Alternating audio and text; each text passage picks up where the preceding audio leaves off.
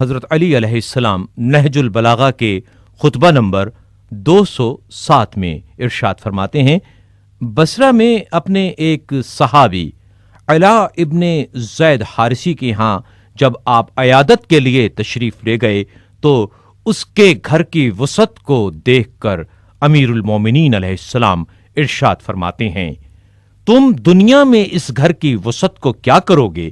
درآں حالانکہ آخرت میں تم گھر کی وسعت کے زیادہ محتاج ہو کہ جہاں تمہیں ہمیشہ رہنا ہے۔ ہاں، اگر اس کے ساتھ تم آخرت میں بھی وسیع گھر چاہتے ہو تو اس میں مہمانوں کی مہمان نوازی، قریبیوں سے اچھا برتاؤ اور موقع و محل کے مطابق حقوق کی ادائیگی کرو۔ اگر ایسا کیا تو اس کے ذریعے آخرت کی کامرانیوں کو پالو گے۔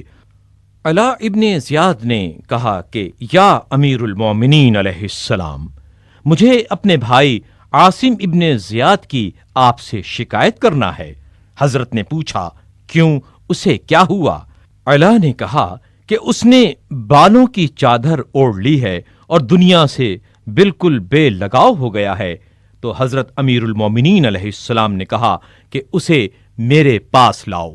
جب وہ آیا تو آپ نے فرمایا کہ اے اپنی جان کے دشمن، تمہیں شیطان خبیث نے بھٹکا دیا ہے۔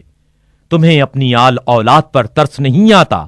اور کیا تم نے یہ سمجھ لیا ہے کہ اللہ نے جن پاکیزہ چیزوں کو تمہارے لیے حلال کیا ہے، اگر تم انہیں کھاؤ برتو گے تو اسے ناگوار گزرے گا؟ تم اللہ کی نظروں میں اس سے کہیں زیادہ گرے ہوئے ہو کہ وہ تمہارے لیے یہ چاہے۔ اس نے کہا کہ یا امیر المومنین علیہ السلام، آپ کا پہناوا بھی تو موٹا جھوٹا اور کھانا روکھا سوکھا ہوتا ہے۔ تو حضرت نے ارشاد فرمایا، تم پر حیف ہے، میں تمہارے مانند نہیں ہوں۔ خدا نے ائمہ حق پر فرض کیا ہے کہ وہ اپنے کو مفلس و نادار لوگوں کی سطح پر رکھیں تاکہ مفلوک الحال اپنے فقر کی وجہ سے پیچ و تاب نہ کھائے۔